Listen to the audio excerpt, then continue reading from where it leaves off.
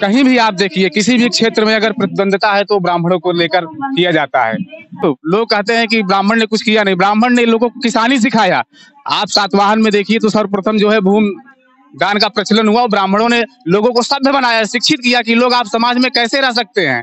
अब जो समाज में रहकर जो रचनात्मक काम करेगा उसको लोग ऊपर रखेंगे। आप कह रहे हैं कि ब्राह्मणों ने खेती करना सिखाया, ब्राह्मणों ने असभ्यों को सभ्य बनाया। जी जी। लेकिन यहाँ पर जो लोग हैं, बहुत सारे नेता ऐसे हैं जिनका मानना ये है कि ब्राह्मणों ने शोषण किया। नमस्कार, मैं हूँ शिव पांडे और इस समय हम हैं प्रयागराज के परेड ग्राउंड में। इस समय यहाँ पर हो रहा है ब्राह्मणों का विशाल महासम्मेलन, या ये कहा जाए कि ब्राह्मण महाकुंभ हो रहा है। और ब्राह्मणों के महाकुंभ के बीच में हमें मिल गए हैं इलाहाबाद यूनिवर्सिटी के एक पूर्व छात्र नेता जो यहाँ पर आए हुए हैं, क्षितिज राम दुबे जी।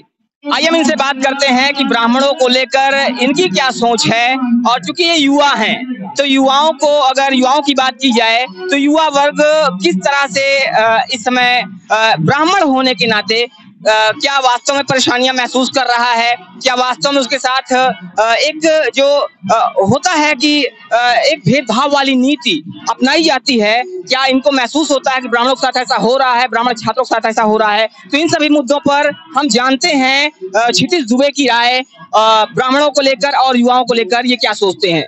क्षितिज दुबे जी, आपका क्या मानना है कि जो युवा वर्ग है जो भी पढ़ाई कर रहा है, अगर वो ब्राह्मण है तो क्या उसके साथ भेदभाव वास्तव में होता है, या सिर्फ ये अफवाहें फैलाई जा रही हैं, या सिर्फ ऐसी बातें की जा रही हैं। बहुत बहुत धन्यवाद शिव पांडे जी कि आपने इस मंच पे हमें बुलाया। आज का जो ज्वलंत मुद्दा है, जैसा कि आप मंच पे देख रहे हैं, राष्ट्रीय परशुराम सेना ब्राह्मण सम्मेलन आयोजन किया जा रहा है।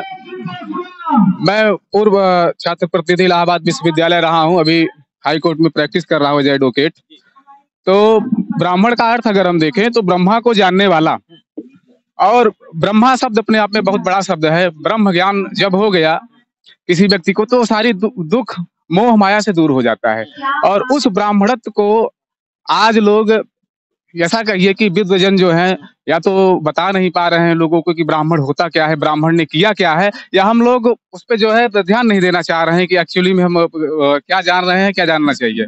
सर्वप्रथम मैं बताऊंगा, युवा नेता रहा हूं तो युवाओं के दर्द को मैं समझता हूं।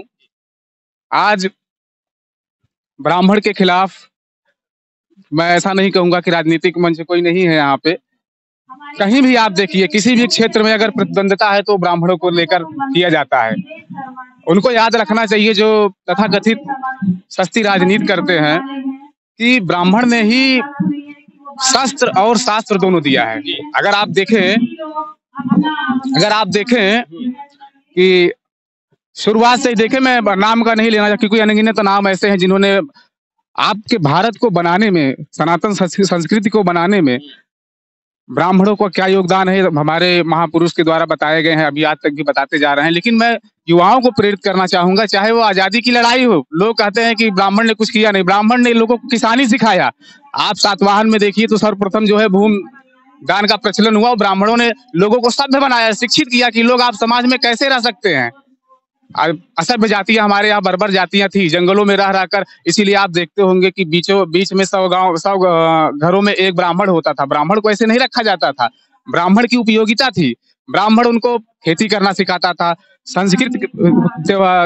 आप कह रहे हैं कि ब्राह्मणों ने खेती करना सिखाया, ब्राह्मणों ने असभ्यों को सभ्य बनाया। जी जी। लेकिन यहाँ पर जो लोग हैं, बहुत सारे नेता ऐसे हैं जिनका मानना ये है कि ब्राह्मणों ने शोषण किया, ब्राह्मणों ने शूद्रों को पढ़ने नहीं दिया।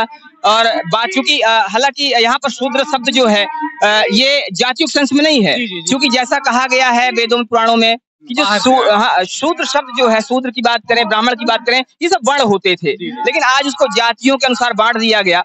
तो उनका ये मानना है कि जो ये व्यवस्था है ये ब्राह्मणों ने की, ब्राह्मणों ने शोषण करने के लिए शूद्र जाति बनाई, क्षत्रिय जाति बनाई, वैश्य बनाया और खुद को सबसे ऊपर कर दिया। ब्राह्मणों ने ये वेदों पुराणों की रचना की और अपने आप को सबसे ऊपर बना दिया, सबसे ऊपर रख दिया।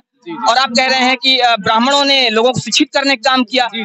मैं स्पष्ट करना चाहता हूँ कि जैसा कि शिव जी ने प्रश्न किया कि ब्राह्मण अपने आप को सर्वश्रेष्ठ बना, तो सर्वप्रथम ऋग्वेद के 10वें मंडल में जो वर्ण हमारे यहाँ कहा गया है, ब्राह्मण, क्षत्रिय, शूद्र, वैश्य और शूद्र, तो वो जाति आधारित नहीं थी, जन्म आधारित नहीं थी। कृपया हमें ध्यान देना होगा।